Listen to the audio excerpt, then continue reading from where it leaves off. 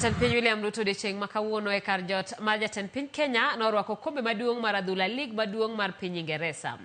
Kanoloso e kinde mane nyasi timore ayanga, William Ruto olero ni kaka sirikal oseketo okenge makare mar gero mich mar nawere pachoka kochakore kor gwenge ka gedo mag pewe bende chiwo yo makare mar rawere nyalo yudogo kuonde mag tugo tuke adhula.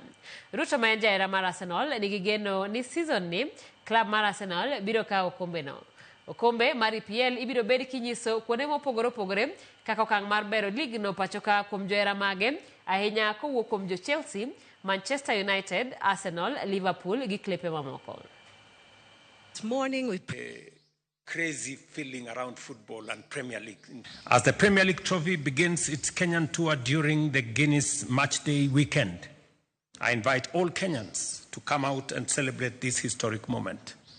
Let's come together to share in the joy of the beautiful game and in the spirit of collaboration that made this visit possible.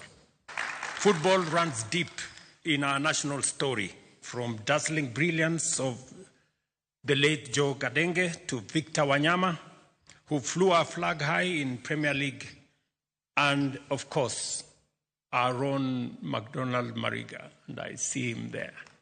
We've had 3 positions in FIFA committees that we got last month, which is a major achievement for us at the global stage.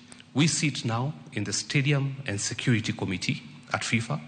We sit in the International Relations Committee at FIFA, and we sit in the Ethics Committee at FIFA. Those 3 positions are a clear testament to the achievements and to the trust that FIFA now has in the local federation, and all this is through the investment that you've made over the last couple of months, which is very visible.